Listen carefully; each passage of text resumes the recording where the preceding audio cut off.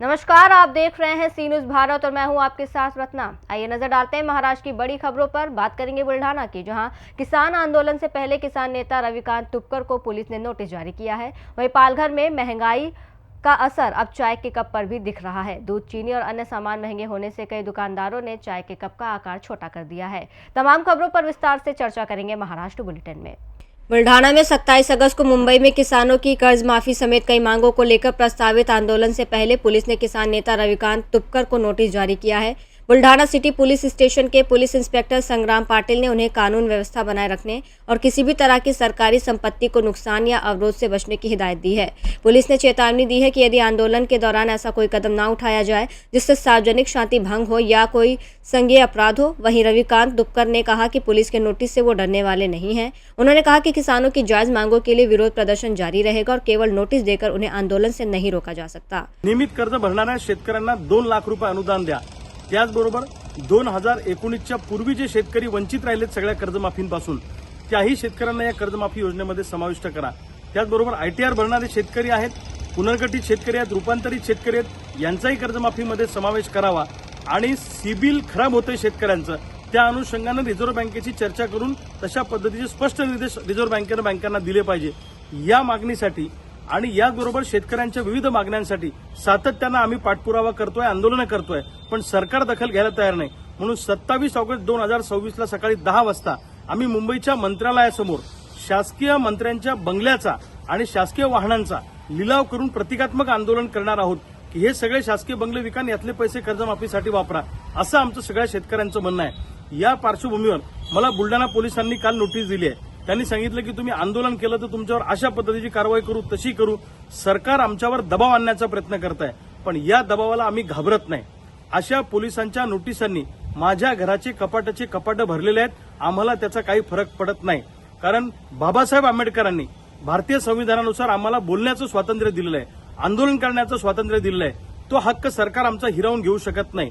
पण चळवळी संपवायच्या, शेतकऱ्यांना बोलू द्यायचं नाही, त्यांचा आवाज दाबायचा, असा प्रयत्न जर पोलिसांच्या खांद्यावर बंदूक ठेवून सरकार करणार असेल तर त्याला आम्ही घाबरणार नाही, त्या दबावाला आम्ही झुकणार नाही।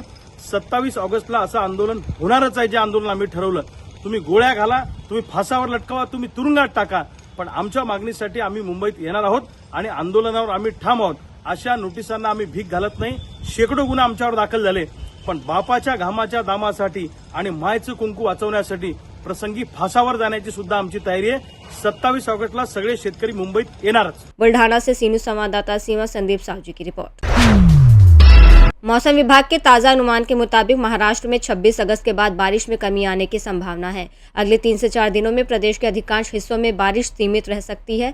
इस साल अगस्त में महाराष्ट्र में सामान्य से कम बारिश हुई है। खासकर मराठवाड़ा और विदर्भ के किसान बारिश का इंतजार कर रहे हैं। ऐसे में बारिश कम होने के अनुमान ने किसानों की चिंता बढ़ा दी है। तर हलक्या स्वरूपाचा पाऊस येणारे 2 ते 3 दिवस पडू शकतो, परंतु गुरुवार नंतर पावसाचं प्रमाण अजून कमी होताना आपल्याला दिसेल।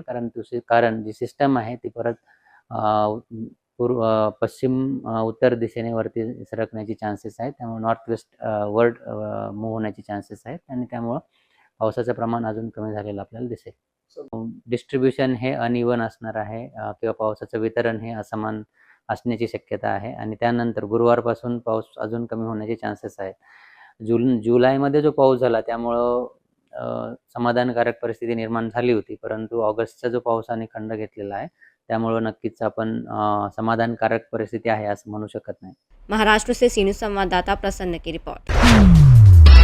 पालघर के वसई फाटा स्थित मंचीपाड़ा में बढ़ती महंगाई का असर अब चाय के कप पर भी दिखने लगा है। दूध, चीनी, चाय पत्ती और गैस के दाम बढ़ने से दुकानदारों ने लागत घटाने के लिए कई जगह चाय के कप का आकार छोटा कर दिया है। दुकानदारों का कहना है कि कीमत बढ़ने के बजाय कप छोटा करना उन्हें बेहतर विकल्प लग रहा है। यानी महंगाई का असर अब आम आदमी की रोजमर्रा की चाय पर भी साफ नजर आ रहा है। महाराज जी, आप इस बढ़ती महंगाई के बारे में कुछ बोलना चाहते हैं तो बोलिए। यही बोलना चाहते हैं कि हम लोगों को चाय का दुकान है, छोटी मोटी कुछ बचता नहीं है। दूध महंगा हो गया, चाय पत्ती भी हो गई, शक्कर भी हो गया महंगा। हम लोग बढ़ाएंगे तभी तो काम चलेगा। पब्लिक बोलते हैं मत बढ़ाओ। अभी क्या भाव चला शक्कर का? शक्कर 60 रुपये, पहले 46 रुपये था, फिर 56 रुपये हो गया, 70 रुपये हो गया। पालघर से सी न्यूज संवाददाता इस्माइल खान की रिपोर्ट। सिल्लौर तालुका के सिरसाला तांडा ग्राम पंचायत क्षेत्र में जिला परिषद स्कूल के नाम पर सरकारी निधि के कथित उपयोग को लेकर सवाल उठे हैं। ग्रामस्थों का दावा है कि स्कूल पिछले 7 से 8 वर्षों से बंद है। इसके बावजूद हर साल लाखों रुपए की निधि मंजूर होने का आरोप है। ग्रामस्थ रामेश्वर पवार ने मामले की निष्पक्ष जांच की मांग की है। ग्रामीणों ने निधि की मंजूरी से लेकर खर्च, बिल, वाउचर और काम के रिकॉर्ड की जांच कर दोषी पाए जाने वालों पर कार्रवाई की मांग की है। हालांकि लगाए गए आरोपों की अभी पुष्टि नहीं हुई है।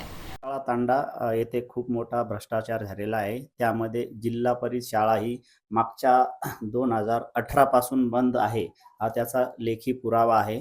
आणि त्यानंतर त्याच्यावर सरपंच आणि ग्रामसेवकांनी स्वतःच्या नातेवाईक, वडिलाच्या नावावर, मित्राच्या नावावर, साल्याच्या नावावर लाखो रुपयाचा निधी काढून भ्रष्टाचार केलेला आहे व ते असे लिहून दिले की ते निधी आम्ही अंगणवाडीमध्ये खर्च केला आहे आणि तिथंही कुठलाही काम वगैरे झालेला नाही।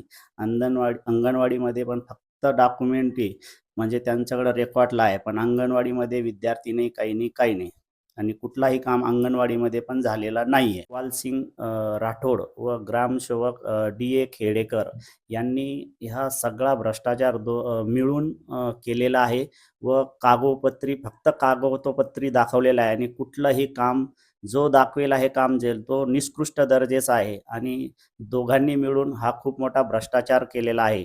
मला शासनाला अशी अपील आहे की याच्यावर काहीतरी चौकशी बसवायला पाहिजे, चौकशी केली पाहिजे, नसता आम्ही ग्रामस्थांनी याच्यावर उपोषणाचा इशारा देतो।